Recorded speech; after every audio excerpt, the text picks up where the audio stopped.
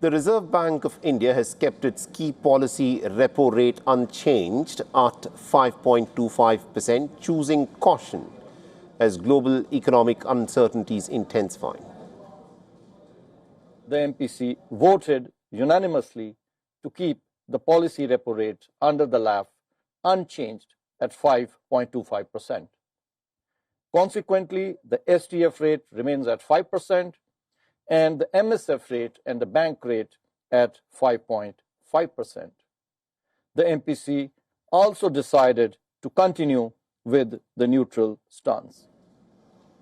Now, the RBI Governor Sanjay Malhotra has said that the global environment has deteriorated, making it prudent for policymakers to wait for greater clarity before taking any further action. The decision was largely in line with market expectations, with nearly about 80% of the economists surveyed anticipating a pause. While inflationary pressures are expected to rise, the RBI believes the underlying price trends remain manageable for now. Real GDP growth for this year is now projected at 6.6%. We had earlier projected 6.9%, of course, with huge uncertainty and downside risks, with Q1 now projected at 6.6%, Q2 at 6.3%, Q3 at 6.5%, and Q4 at 6.8%.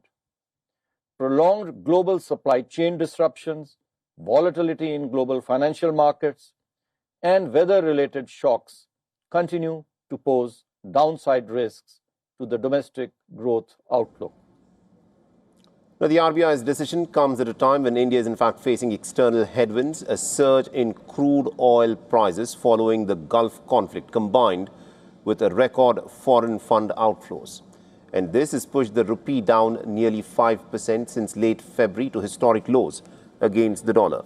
Now, some analysts had called for higher interest rates to support the currency, especially as several regional central banks, including those in Indonesia, the Philippines and Sri Lanka, have recently tightened policy.